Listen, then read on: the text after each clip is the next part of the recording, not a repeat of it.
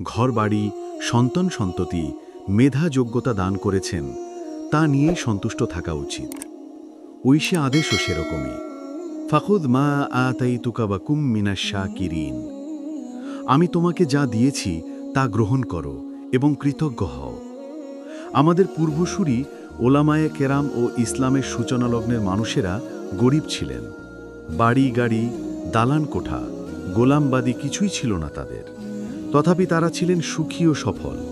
মানবতার কল্যাণে তারা কাজ করে গেছেন নিরলস।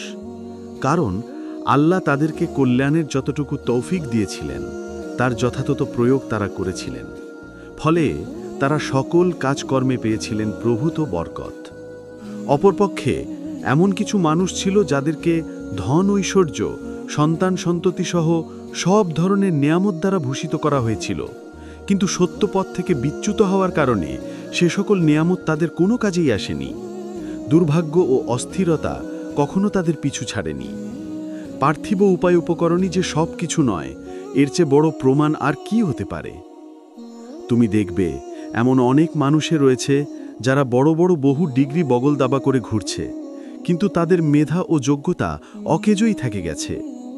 এর বিপরীতে তুমি এমনও বহু মানুষ দেখতে পাবে যাদের এলম ও জ্ঞান সীমিত, কিন্তু সেটুকুতেই তারা মানবজাতির উপকার ও কল্যাণের জন্য নির্ঝরিণী বানিয়ে প্রবাহিত করছে।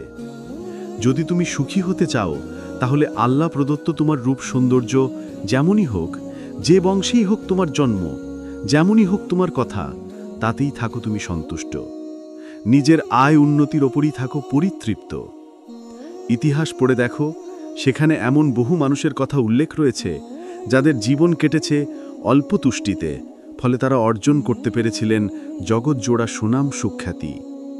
উদাহরণত আতা ইবনে আবি রাবাহ রাহিমাহুল্লাহ, তিনি তার সময়ের সবচেয়ে বড় আলেম ছিলেন, অথচ তিনি পূর্বে কৃতদাস ছিলেন। তার গায়ের রং ছিল কালো, নাক ছিল চ্যাপ্টা, তদুপরি তিনি ছিলেন পক্ষাঘাতগ্রস্ত। আহনাফ ইবনে কায়েস, ধৈর্য ও সহনশীলতায় সমগ্র আরবে তিনি ছিলেন অদ্বিতীয়।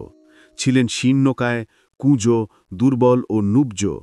তার এক পায়ের গোছা ছিল আরেক পায়ের তুলনায় বেশ খাটো। আমাশ, তিনি তার সময়ের প্রসিদ্ধ মুহাদ্দিস ছিলেন, অথচ তিনি একজন আজাদকৃত গোলাম ছিলেন। তার দৃষ্টিশক্তি ছিল ক্ষীণ, ছিলেন হতদরিদ্র, ছেঁড়া ফাটা ছিল তার পোশাক। এছাড়াও আম্বিয়ায়ে কেরামের জীবনও আমাদের সামনে উৎকৃষ্ট উদাহরণ। অনেক নবী রাসূলই মেষ চড়িয়েছিলেন। দাউদ আলাইহিসসালাম ছিলেন কর্মকার, জাকারিয়া আলাইহিসসালাম ছিলেন কাঠমিস্ত্রি, ইদ্রিস আলাইহিসসালাম ছিলেন দর্জি, অথচ তারা সবাই ছিলেন শ্রেষ্ঠ মানব। মনে রেখো, তোমার মূল্য ও মর্যাদা নির্ণীত হয় তোমার যোগ্যতা ও কর্মে। তাই রূপলাবণ্য, ধন সম্পদ কিংবা পরিবারে কোনো ঘাটতি দেখা দিলে সেজন্য দুঃখ করো না। আল্লাহ যা দিয়েছেন তা নিয়েই সন্তুষ্ট থাকো। নাহনু কাসামনা বাইনাহুম মাঈশাতাহুম ফিল হায়াতিদ দুনিয়া।